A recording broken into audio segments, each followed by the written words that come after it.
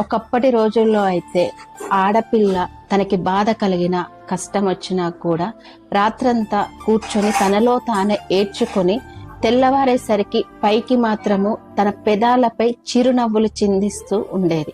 ఎందుకో తెలుసా? తనకేదైనా బాధ కలిగిందని తెలిస్తే తన వాళ్ళు బాధపడతారని.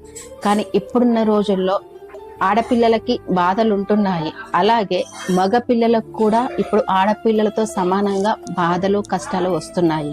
ఆడపిల్ల అయితే వాళ్ళు బాధపడతారని ఆలోచిస్తే మగపిల్లలు మాత్రము వాళ్ళకొచ్చిన కష్టాలని కానీ బాధల్ని కానీ వాళ్ళ లోపలే దిగమింగుకుంటున్నారు.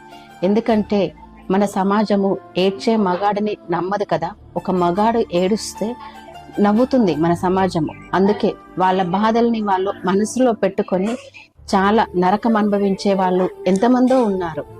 ఇప్పుడు జాబ్స్ చేయడం కానీ లేకపోతే ఇంట్లో పని కానీ అన్ని చెరిసగంలా ఉంటున్నాయి. ఇప్పుడున్న రోజుల్లో ఆడపిల్లలకి మగ పిల్లలకి కూడా చాలా కష్టాలు అనేవి ఎదురవుతున్నాయి. అందుకే ఎప్పుడైనా కూడా ఆడపిల్ల ఏడుస్తే ఎంత జాలి చూపిస్తామో మగపిల్లలు కూడా ఏడిస్తే అంతే జాలి చూపించాలి.